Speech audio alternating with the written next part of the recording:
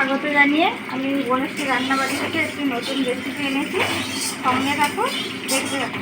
আমি কড়াই সাদা তেল দিয়েছি আর একটু ঘি দিয়ে দিয়েছি। তেলটা গরম হয়ে গেছে, এবার গরম হয়েছে কি আমি ওটা চেক করে নিচ্ছি। এবার পনিরটা দেবো। পনিরের নুন আর হলুদ মাখিয়ে রেখেছিলাম, এগুলো আমি ভালো করে ভেজে তুলে নেব। পনিরগুলো ভেজে তুলে নিয়েছি। এবার আমি এই তেলে গোটা গরম মশলা ফোড়ন দিয়েছি, একটা দারচিনি, 2 এলাচ, 4টে লবঙ্গ দিয়েছি, তাতে 1 চামচ টমেটো বাটা দিয়েছি। আর এখানে কাজু, চালমগজ, কিশমিশ আর আমন্ড একসঙ্গে বেটে রেখেছি। এবার আমি এটা দিয়ে দেবো বেটে রাখা মশলাটা।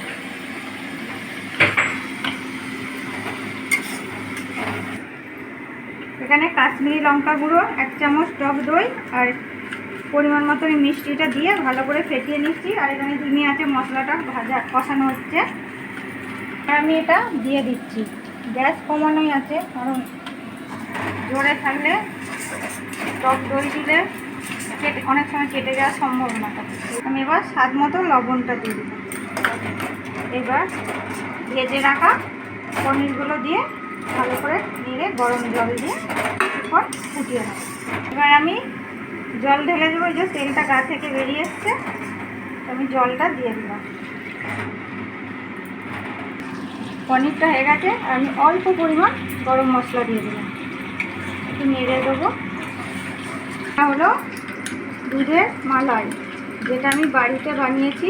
ফ্রেশ ক্রিম দিলে হয়তো আমি যে ফ্রেশ ক্রিম দেবো না, তো মালাইটা দিয়েই যে মালাই পনির বানাচ্ছি।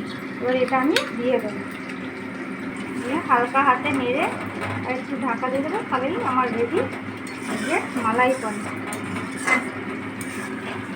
না কোনো দোকানের জিনিস, না কিছু, ঘরোয়া পদ্ধতিতে।